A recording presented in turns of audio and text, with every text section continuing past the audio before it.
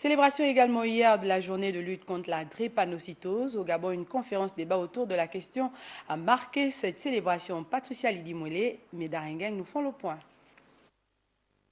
Échange fructueux après cette conférence débat animée par des experts. Une initiative tout à fait louable des membres de la Fondation Louise pour l'éducation et la santé à l'occasion de la célébration de cette journée internationale de lutte contre la drépanocytose. On est tous concernés. On a tous des personnes dans nos familles, parmi nos proches, qui sont malades ou qui sont porteurs. Avec plus de 5 millions de personnes touchées, cette maladie génétique la plus fréquente dans le monde est un véritable problème de santé publique. Au Gabon, la prévalence se situe entre 21,1% et 24%. En dehors des gènes AS et SS les plus connus, d'autres sont de plus en plus détectés. Et ces formes sont dues au brassage des populations.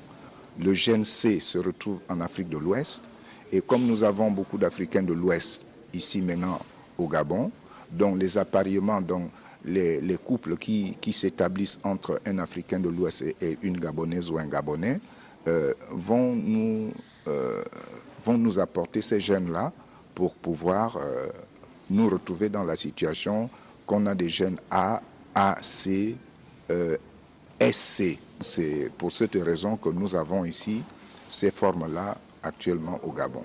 Au Gabon, 1 sur 4 est porteur du gène de la drépanocytose. Au regard de la fréquence et de la gravité de cette pathologie, une prise de conscience s'impose. C'est très important de savoir quel est notre statut par rapport à la maladie. Que quand on a un enfant malade, le plus tôt il est pris en charge et le plus de chances il y a donc d'améliorer son pronostic vital.